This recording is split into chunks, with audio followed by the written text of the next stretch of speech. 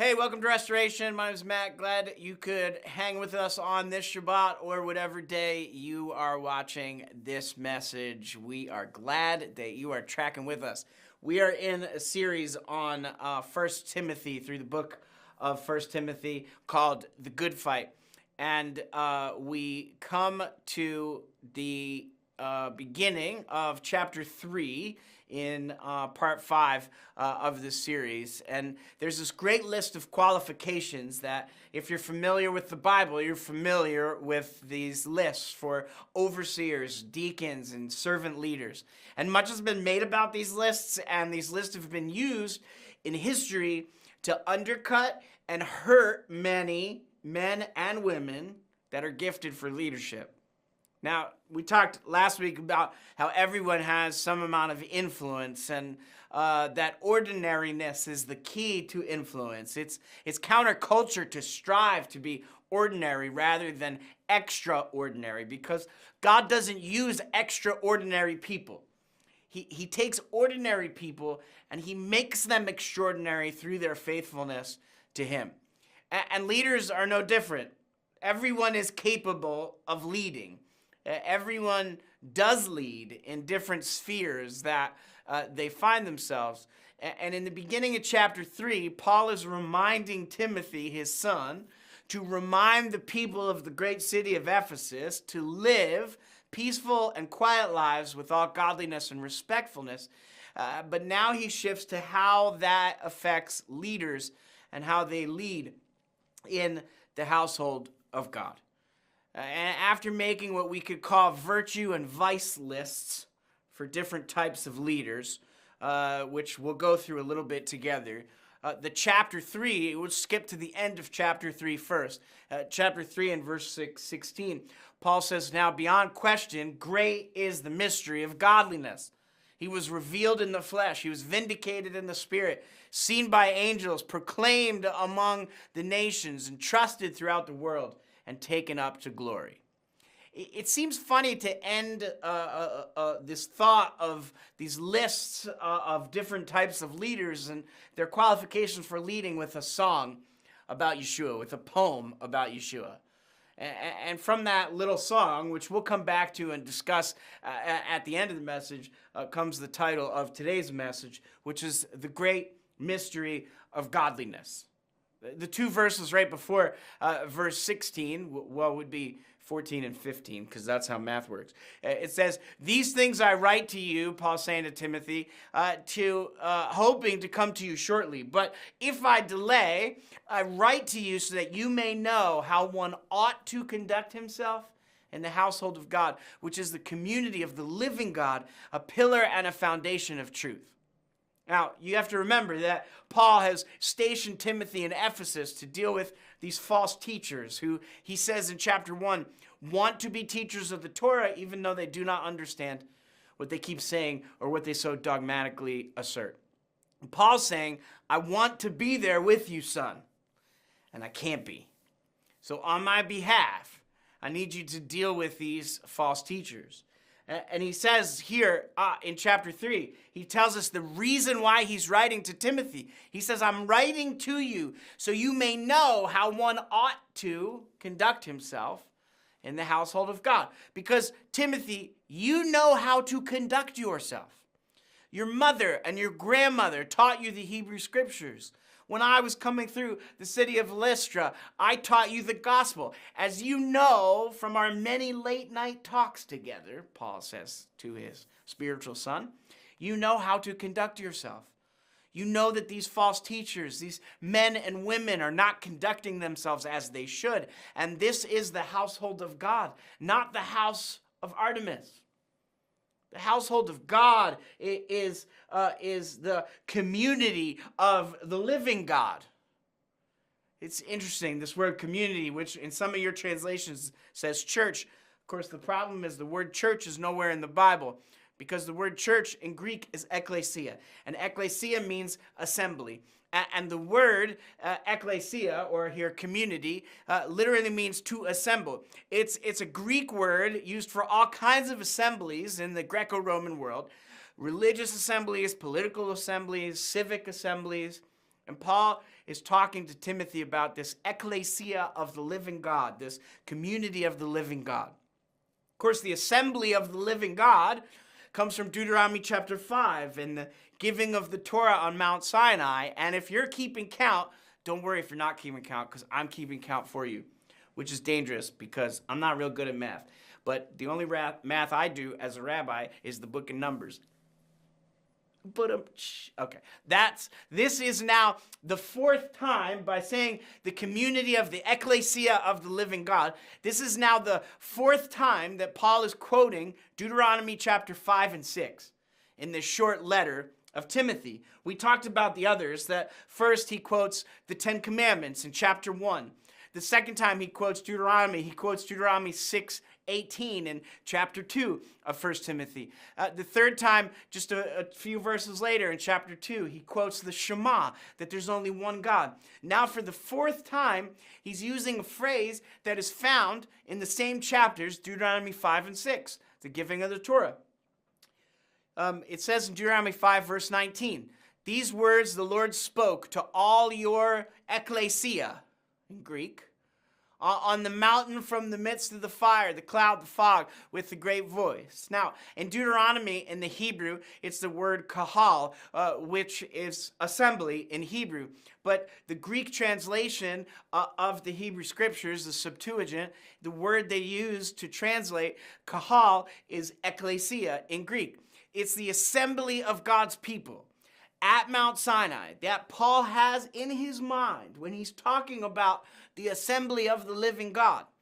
Moses in Deuteronomy 5 reminds the elders that God's desire is to speak to the whole assembly, the ekklesia of Israel.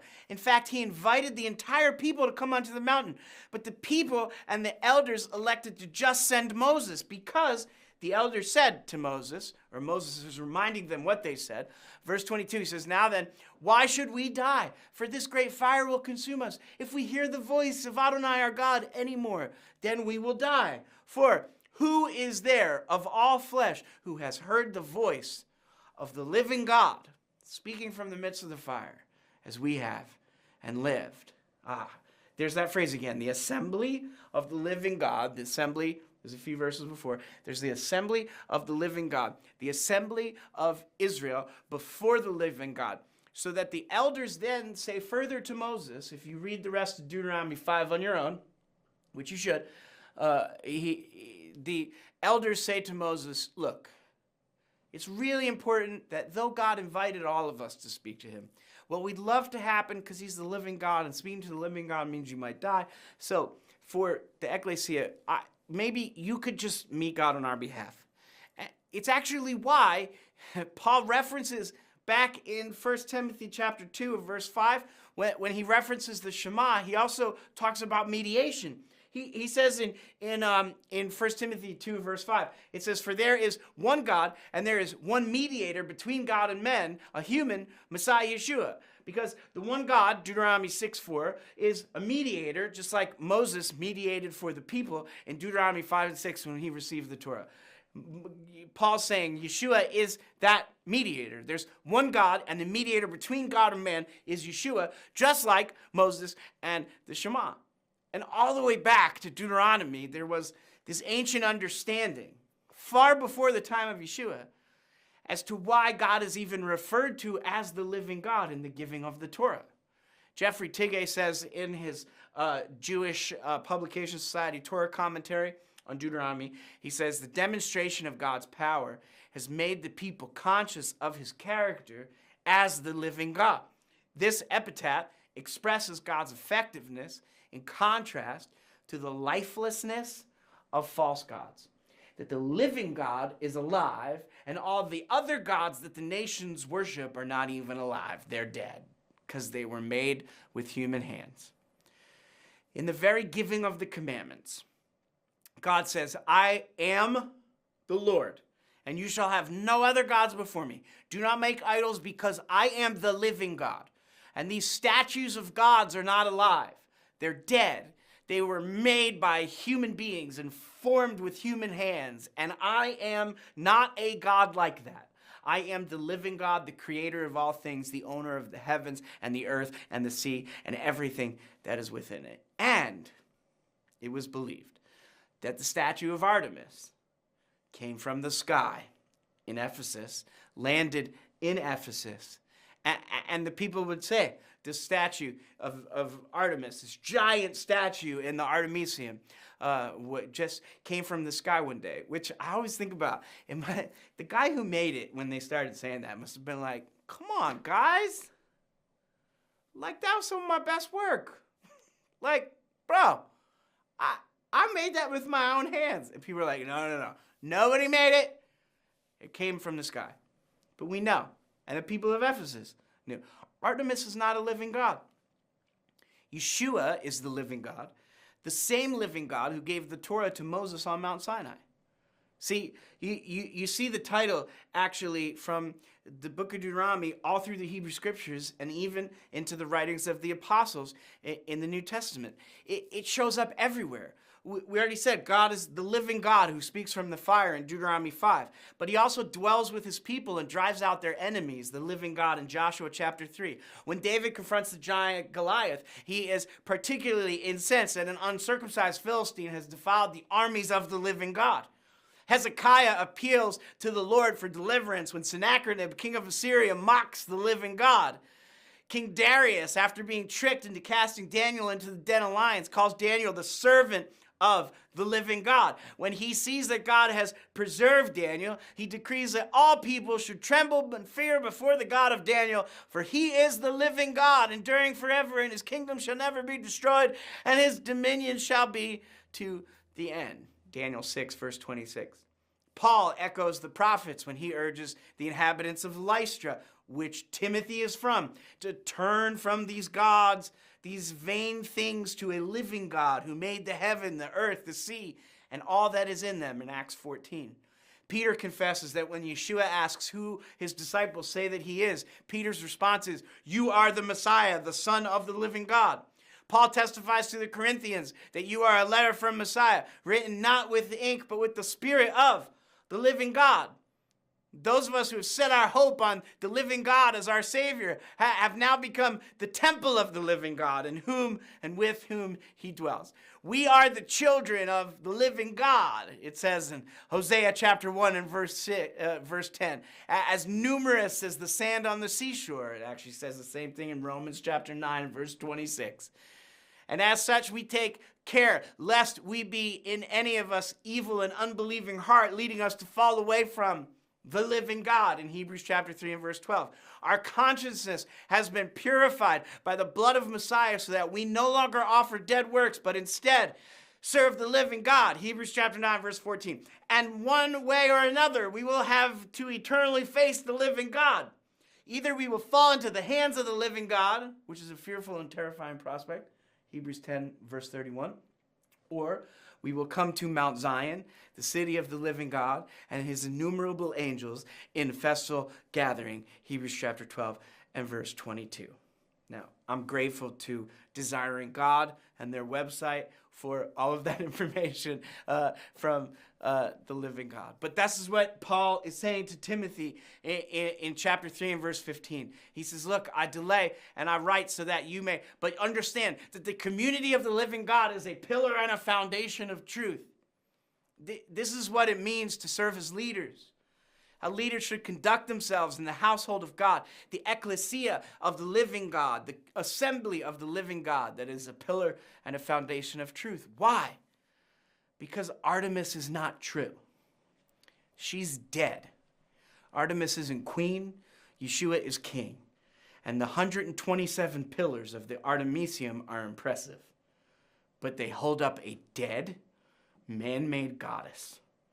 What you want, what I want, what Paul wants for the city of Ephesus is a pillar and a foundation of truth, which Paul is saying to Timothy, introduce him to the people of Ephesus. His name is Yeshua the Messiah. It's not, as we hear about the riot in Acts chapter 19 that Paul is a part of in Ephesus, the people chanting, great is the Artemis, great is Artemis of the Ephesians. No, the truth is, great is the mystery of godliness. That's what Paul's saying. Remember, the Greek word for godliness, which we've talked about in the last few messages, is eusebia, and it comes from the worship of Artemis. In English, it becomes the word religion. It means the devout practice and appropriate belief of God, that godliness can mean piety or a behavior of religion, that overseers and elders and leaders and deacons, men and women, that we're supposed to consider how we act when we lead in the ekklesia of the living God. You don't lead like you were taught in the cult of Artemis, Paul's telling Timothy to tell the people. You lead like Yeshua. And anyone can choose and be willing to serve the people of the household of God, the ekklesia of the living God. You do it to serve God and the people, not to get something out of it for yourself. Paul says in the beginning of chapter 3 and verse 1, he says, trustworthy is the saying, if any man aspires to the office of overseer, he desires a good work. It's good to aspire to lead people. When you desire that, you desire a good work. But remember, the issue is bad elders in Ephesus. They're teaching false doctrine. They're stuck on myths and genealogies. They're flaunting their wealth and their status, just like they did when they served Artemis. And I found that it's a part of this ancient system. And the ancient system is called euergetism. Euergetism is defined as an ancient Greek. It comes from the Greek word for benefactor. It's the phenomenon of elite gift giving to cities in Greek and Roman societies. Benefactors would donate or contribute to public buildings like temples, like the Temple of Artemis, and festivals and games. They would gave distributions of food or money or organized public banquets in exchange, not to help people, but in exchange for public awarded honors. Usually, those would include some kind of honorific inscription that recorded the benefaction and the accolades awarded to the donor. In return, they would get a statue built of themselves. From the 4th century BC onward, it became more and more normal for wealthy citizens to donate to their own city in exchange for these public honors that were awarded by their fellow citizens. The idea of civic euergetism, it's a weird word, euergetism, civic euergetism, the idea is that this type of giving became increasingly common in Greek cities during the Hellenistic period, and especially in the 1st century, where Paul is writing, and in the city of Ephesus, where Paul is writing to Timothy. There's two models at stake here. We call them the benefaction model versus the service model. See, what Paul is suggesting in 1 Timothy is radically counterculture in 1st century Ephesus. Much has been made of the lists and of these leaders, the qualifications of leaders, and the lists have been used in history to undercut and hurt many people, men and women that are gifted for leadership. But the difference in Ephesus is, Gary Hogue says it this way. He says, while the rich Ephesians may have been accepting of other religious traditions, they were simultaneously quite protective of their heritage, rooted in Artemis, and their system of serving her, which was rooted in greed. It was the benefaction model over the service model. If great is Artemis of the Ephesians, then great is the person who paid for it. In fact, it would say it in the inscriptions all over the city, on the buildings and on the temples and during festivals, that the goal of giving was to get honor out of the giving. The rich of Ephesus didn't give to the city. There's no record of people giving to stop poverty or helping poor people. They gave to further divide the rich from the poor. You poor people get to enjoy these wonderful things because I, a rich person, have provided them for you. Aren't I wonderful, and don't I deserve a statue? No! The service model is radically different and countercultural in the 1st century. Character is more important than wealth. Character is more important than status.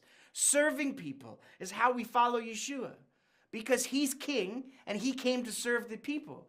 And if we are supposed to be servant leaders, then the goal is to serve people whether they deserve it or not, whether they hate you or love you, whether anybody knows your name or ever even knows your name. It doesn't matter, because the glory isn't for us. The glory is for the one that we serve, our King, Messiah. That's why Paul says in verse 13, those who have served well as servant leaders gain for themselves good standing and great confidence in the faith that is in Messiah Yeshua. Yes, there are specific lists here about elders and leaders and what they should do. But Paul's list to Timothy is not unique.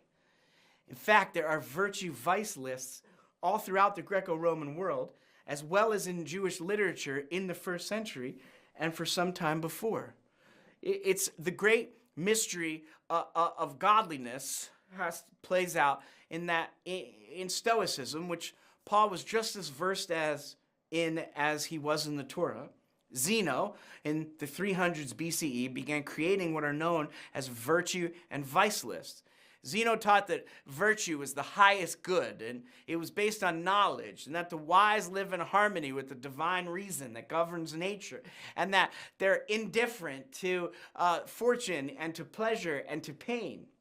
In 49 CE, around the same time that Paul is writing the letter of 1 Timothy, Onosander, the Platonic Greek philosopher, was creating virtue lists for generals in the Roman Empire. And his lists are very similar to Paul's lists here in 1 Timothy, as well as the lists that Paul makes in Titus.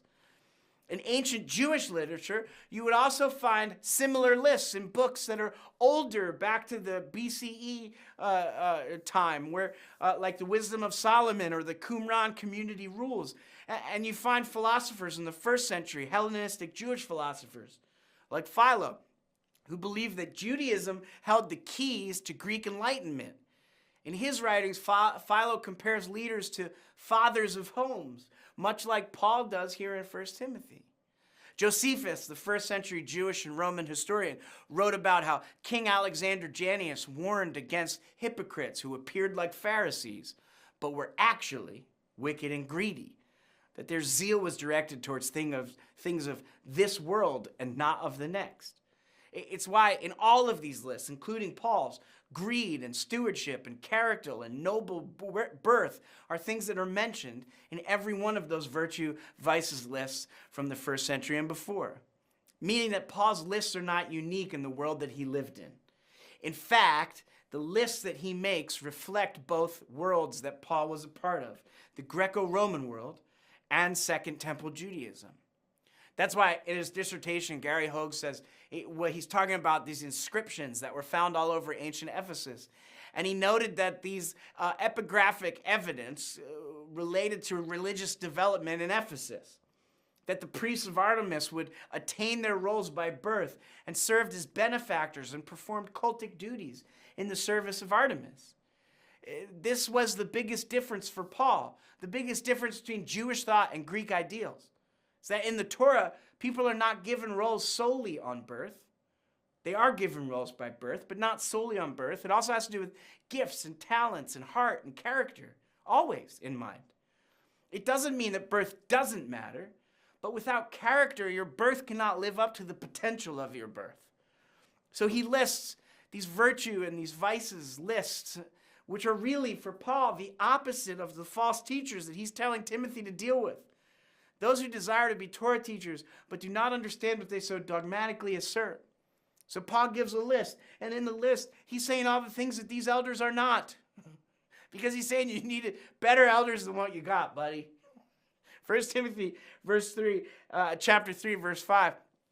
Paul says, look, if someone does not know how to manage his own household, how will he care for God's ekklesia, for the community? Because leaders in the community, the ekklesia of the living God, should not follow the benefaction model of the city of Ephesus and the Roman world, but the service model that's found not just in Jesus, but all the way back to the giving of the Torah. Leaders of God's household are to use their position not for personal profit or shameful gain, but rather as a platform for service, not as Gentile lords, but as humble servants. It's amazing because during the Passover, Yeshua was talking about being betrayed by one of his disciples. And in the middle of it, before he even gets the words out, a fight breaks out between his disciples of which one will be considered the greatest.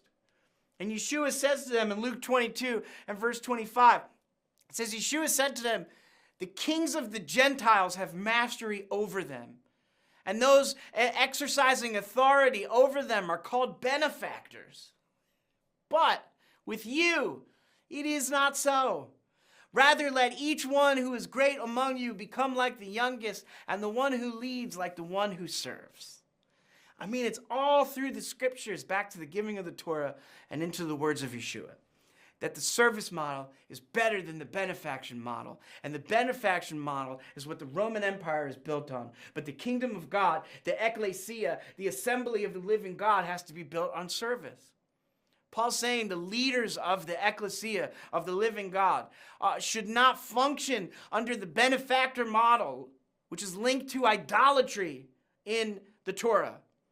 It's rooted in greed and selfish gain and focused on preserving one's place over people. Instead, they're to function under a stewardship model, exemplifying humble service and following the example of Yeshua himself. Not like former officials of Ephesus, whose wealth connected them to the power and position that they had in the cult of Artemis, but instead as servants of the living God in the household of God. Gary Hogue says leaders in the household of God must show that they can use money and serve people rather than appear as leaders who use people and serve money. We're going to talk about that more in a few weeks in this same letter. So Paul says in verse 13 of chapter 3, after the lists, he says, for those who have served well as servant leaders, gain for themselves a good standing and great confidence in the faith that is in Messiah Yeshua.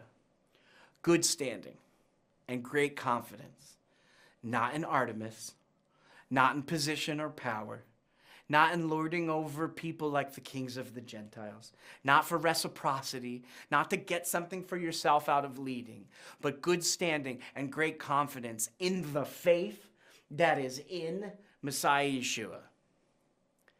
You know, I found that the problem is in the people who do not think there is a mystery in godliness.